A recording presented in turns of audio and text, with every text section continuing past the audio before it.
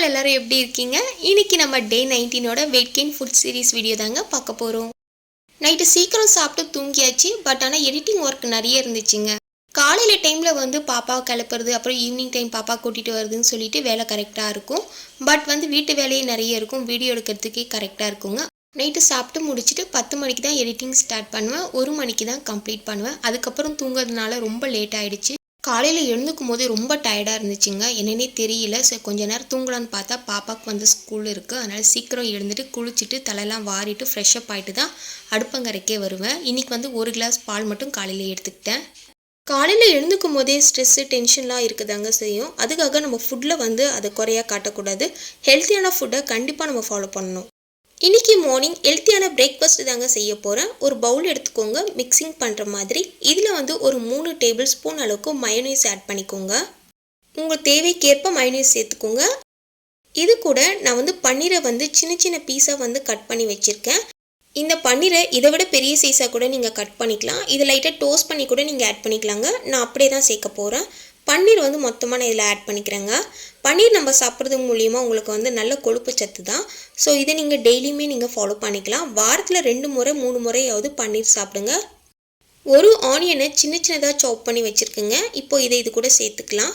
ஒரு ஆனியனே போதுமான அளவு தான், அதுக்கு மேலே நீங்கள் சேர்க்க வேணாம்.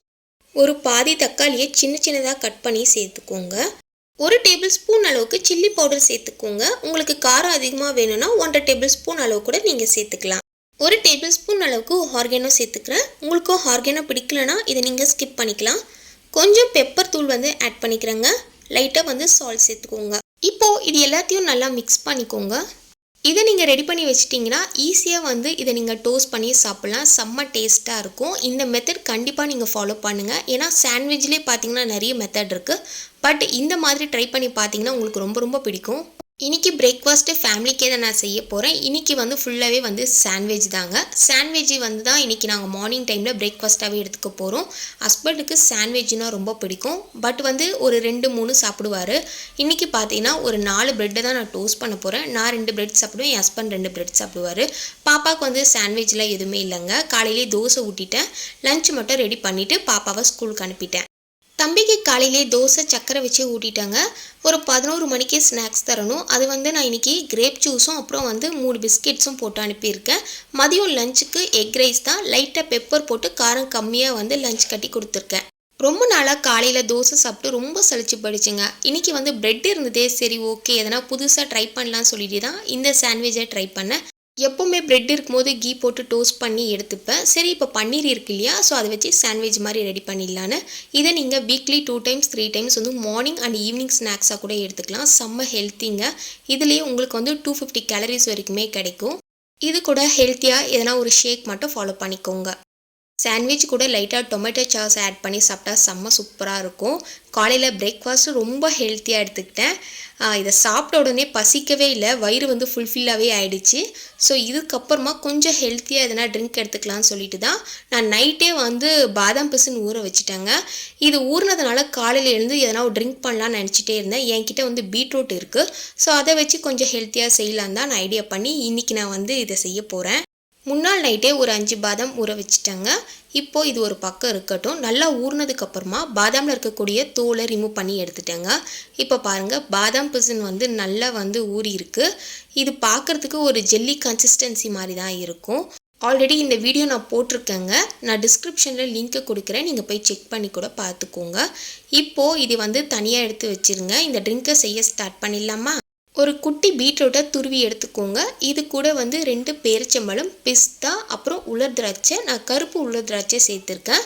இப்போ இது கூட 1 டம்ளர் அளவுக்கு பால் சேர்த்துக்கோங்க. நாட்டு சக்கரை, அப்புறம் நம்ம பாதாம் பிசின் எடுத்து வச்சுருக்கோம் இல்லையா, அதையும் ஆட் பண்ணிக்கோங்க.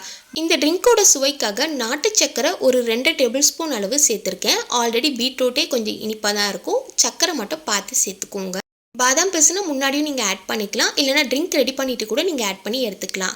இப்போ இதை நல்லா கிரைண்ட் பண்ணி எடுத்து வச்சுருக்கேன் பாருங்கள். இதை கொஞ்சம் நீங்கள் திக்கான கன்சிஸ்டன்சியில் எடுத்துக்கிறீங்கன்னா இப்படியே நீங்கள் எடுத்து குடிக்கலாம். கொஞ்சம் பால் எக்ஸ்ட்ரா ஊற்றி கொஞ்சம் தண்ணியை கூட நீங்கள் எடுத்துக்கலாங்க. ஏன்னா பீட்ரூட் நம்ம அப்படியே அரைக்கிறதுனால கொஞ்சம் கெட்டியாக தான் இருக்கும். இதை நீங்கள் ஃபில்ட்ரு பண்ணி கூட எடுத்துக்கலாம். இந்த ட்ரிங்க்கை நீங்கள் ஃபாலோ பண்ணுறதுனால நிறைய பெனிஃபிட்ஸ் இருக்குங்க. உங்கள் ஸ்கின்னோட கலருக்கு ஒரு சூப்பரான மாற்றத்தை கண்டிப்பாக கொடுக்கும். இந்த சம்மர் சீசனில் நிறைய பேருக்கு வந்து ஸ்கின் வந்து டல் ஆகும் வெயிலில் போகிறதுனால. இந்த ட்ரிங்க்கை நீங்கள் கண்டினியூஸாக டெய்லி ஃபாலோ பண்ணிட்டு வந்தீங்கனாலே உங்கள் ஸ்கின்னில் இருக்கக்கூடிய பொலிவை கண்டிப்பாக தூக்கி கொடுக்கும். ஸ்கின்னோட கலரை வந்து இன்க்ரீஸ் பண்ணுங்க. இதில் ஆட் பண்ணியிருக்க இன்க்ரீடியன்ட்ஸ் கண்டிப்பாக உங்கள் வெயிட் கெயின் பண்ணுறதுக்கு சூப்பராக ஒர்க் அவுட் பண்ணும். இதை நீங்கள் டெய்லியுமே ஃபாலோ பண்ணிக்கோங்க. இந்த ட்ரிங்க் குடிக்கிறதுக்கு செம்ம சூப்பராக இருக்குங்க. பீட்ரூட் தான் ஆட் பண்ணணும்னு கிடையாது. உங்களுக்கு பிடிச்ச காய்கறி என்னவோ அதையும் நீங்கள் சேர்த்துக்கலாம். அதாவது பீட்ரூட்டு, கேரட்டு, இந்த மாதிரி உங்களுக்கு பிடிச்ச ஃப்ரூட் கூட நீங்கள் ஆட் பண்ணிக்கலாங்க.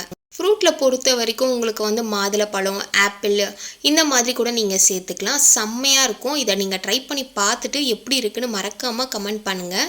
ரத்த சோகை பிரச்சனை இருக்கவங்க, ரத்தம் கம்மியாக இருக்கவங்களாம் இந்த பீட்ரூட் ஜூஸை கண்டினியூஸாகவே நீங்கள் ஃபாலோ பண்ணலாம். டுடே மார்னிங்லேருந்தே ரொம்ப ஹெல்த்தியாக எடுத்துகிட்டு இருக்கோம். இன்றைக்கி வந்து லஞ்ச் ரெசிபி என்னென்னா, இன்றைக்கி வந்து வெண்டைக்காய் வந்து பொரியல் பண்ணியிருக்கேன். வெண்டைக்காயில் காரம் வந்து அதிகமாக சேர்க்காமல் லைட்டாக பெப்பர் மட்டும் தூவி பச்சை கலரில் இறக்கியிருக்கேன் பாருங்கள். இந்த மாதிரி எனக்கு செய்யறதுக்கு ரொம்ப ரொம்ப பிடிக்கும். இதை வந்து சாதத்தோடு பிசைஞ்சு அப்படியே சாப்பிடுவேன். செம்ம டேஸ்ட்டாக இருக்கும். இன்றைக்கி நான் முட்டை எடுத்துக்கவே இல்லைங்க. அதனால் இன்றைக்கி வந்து ஒரு 3 முட்டை போட்டு பொரியல் பண்ணி வச்சுருக்கேன். லைட்டாக வந்து காரத்துக்கு பச்சை மிளகாவும் மஞ்சத்தூள் லைட்டாக பெப்பர் மட்டும் ஆட் பண்ணி எக் ஃப்ரை தான். வெயிட் கெயின் பண்ணுறதுக்கு ஒரு நாளைக்கு 2லேருந்து 3 முட்டையாவது கண்டினியூஸாக நீங்கள் ஃபாலோ பண்ணணுங்க. மதியம் சாப்பாடு நீங்கள் சாப்பிட்றீங்கன்னா கொஞ்சமாக சாப்பாடு சாப்பிடுங்க. ஹெல்த்தியான ஃபுட்டு, காய்கறிகளை கொஞ்சம் அதிகமாக எடுத்துக்கோங்க. எக் எடுத்துக்கோங்க. காய்கறி அதிகமாக எடுத்துக்கிட்டாலே போதும். சாப்பாடு எடுத்துக்கணுன்னு அவசியமே இல்லை. கொஞ்சமாக சாப்பிட்டுட்டு ஒரு 1/2 hour கழித்து கொஞ்சம் சாப்பிடுங்க. இந்த மாதிரி சாப்பிட்டாலே உங்களுக்கு பசிக்க ஆரம்பிக்கும். திருப்பி சாப்பிடுங்க. மொத்தமாக 1 மணிக்கே வந்து சாப்பிட்றீங்கன்னா, நிறைய போட்டு சாப்பிட்டீங்கன்னா உங்களுக்கு வந்து தூக்கம் தான் வரும். தூங்கிட்டிங்கன்னா உங்களுக்கு வந்து வெயிட் போட ஆரம்பிச்சிடும். பட் அந்த வெயிட் வந்து பேட் கேலரிஸாக வந்து கொழுப்பு சத்தாக சேரும். அது வந்து உங்களுக்கு நல்லதே கிடையாது. அதனால் மதியம் டைம் சாப்பிட்டு தூங்குறத மோஸ்ட்லி அவாய்ட் பண்ணிவிடுங்க. இப்போது 1 மணிக்கு சாப்பிட்றீங்கன்னா ஒரு 2:30 மணிக்கு கொஞ்சம் சாதம் போட்டு கொஞ்சம் காய்கறி வச்சு சாப்பிடுங்க. 2 வேளை இல்லைனா 3 வேளையாக ஸ்கிப் பண்ணி சாப்பிட்ணும். மொத்தமாக சாப்பிட்டிங்கன்னா உங்களுக்கு தூக்கம் தான் வரும். 4 மணிக்கு என்ன ஸ்நாக்ஸ் செய்யலான்னு ரொம்ப குழப்பமாக இருந்துச்சு. ஆல்ரெடி வந்து இன்ஸ்டன்ட் பாப்கார்ன் வந்து வாங்கி வச்சுருந்தேன். சரி ஓகே இதையே செய்யலான்னு. தம்பிக்கும் பாப்கார்ன்னா ரொம்ப பிடிக்கும். இது குக்கரில் போட்டு லைட்டாக வந்து விசில் வைக்காமே மூடி போட்டாலே போதும். 5 மினிட்ஸில் இந்த பாப்கார்ன் வந்து ரெடி ஆகிடும். இது பாப்பாவுக்கு கொடுத்துட்டு ஈவினிங் ஸ்நாக்ஸாகவும் நாங்களும் சாப்பிட்டுட்டோங்க. ஒரு 4:30 மணிக்கு டிவி பார்த்துக்கிட்டே ஸ்நாக்ஸ் சாப்பிட்றது செம்ம சூப்பராகவே இருந்துச்சுங்க.